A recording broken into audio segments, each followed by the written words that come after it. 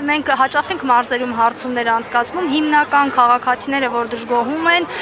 մարզերում աշխատատեղերի բացակայությունն է։ Դուք կիսում եք այս կարծիքը։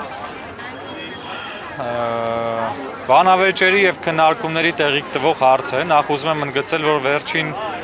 8 տարում 308,000 նոր աշխատատեղ է ստեղծվել մեր երկրում, սա ազգային վիճակագրական ծառայության պաշտոնական թվերն են։ Այո, ինձ էլ գյուղերում տարբեր տեղերում այս խնդիրը ներկայացնում եմ, բայց երբ ես գնում եմ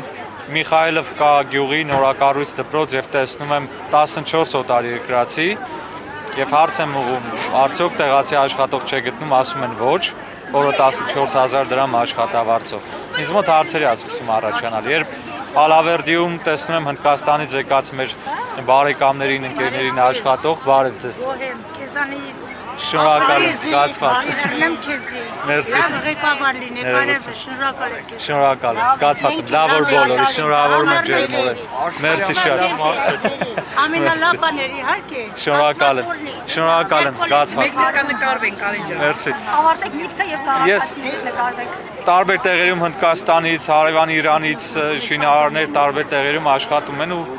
այդ խնդիրը կա։ Մի կողմից աշխատատեղերի խնդիր է, բայց մյուս կողմից էլ ինչպես են Հնդկաստանից հասնում Հայաստան եւ աշխատում, եթե այստեղ աշխատատեղ չկա, կարծում եմ